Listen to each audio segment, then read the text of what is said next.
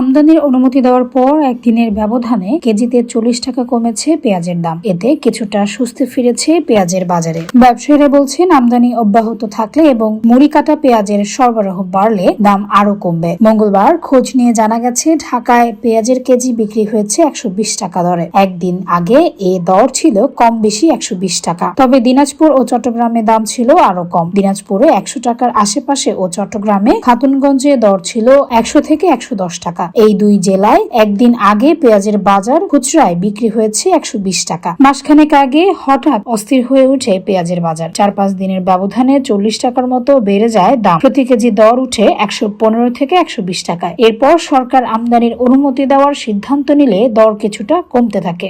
ধীরে ধীরে কমে 105 টাকা থেকে 110 টাকায় নেমে আসে। তবে সরকার আমদানির সিদ্ধান্ত থেকে সরে গেলে ফের 150 টাকা স্পর্শ করে দাম। অবশেষে বাজার সহনীয় রাখতে মঙ্গলবার থেকে সীমিত আকারে আমদানির অনুমতি দেয় সরকার। মঙ্গলবার কৃষি মন্ত্রণালয় জানায়, প্রতিদিন 50টি করে আইপি ইস্যু করা হবে। প্রতিটি আইপিতে সর্বোচ্চ 30 টন পেঁয়াজের অনুমোদন দেওয়া হবে। গত 1 আগস্ট থেকে যেসব আমদানিকারক আমদানি অনুমতির জন্য আবেদন করেছেন, তারাই কেবল আবেদন দাখিল করতে পারবেন। একজন আমদানিকারক একবারের জন্য আবেদনের সুযোগ পাবেন। পুনরাদেশ না দেওয়া পর্যন্ত কার্যক্রম অব্যাহত থাকবে। আর এইদিকে আদা চলছে 120 টাকায়, রসুন 140 টাকায়।